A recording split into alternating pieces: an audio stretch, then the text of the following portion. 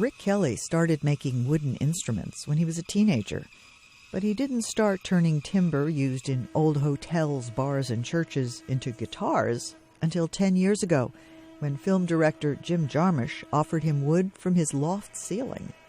He happened to be a customer in the shop, and I got to know him a little bit, and he offered me the wood. So I said, sure, so he sent the workers over with a truckload of it, and started doing it that way. That was the first load I got, was out of Jim's loft. A lot of that wood is more than 100 years old. It's the 19th century white pine timber from upstate New York that formed New York City's homes and buildings. And it's sort of this alchemy that happens, especially in the roof area, where it gets over 100 degrees at night and then cool.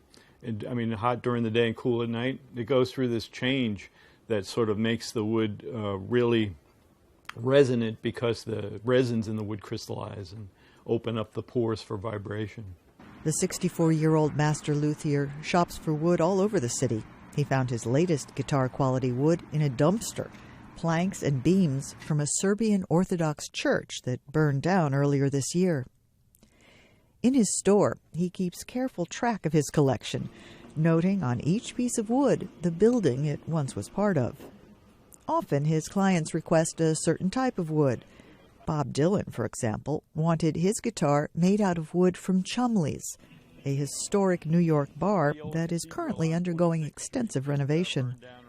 Whether famous musicians or average players, Kelly's clients are willing to pay over $2,000 for a guitar because they appreciate the authenticity of the instruments.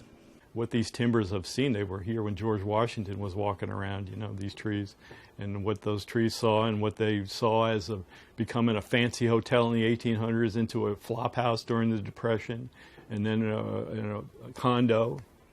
In the recent years, it's turned into some fancy condo. So, yeah, they've gone through a lot of changes. All the buildings have, and what this wood sees is pretty amazing, I'm sure.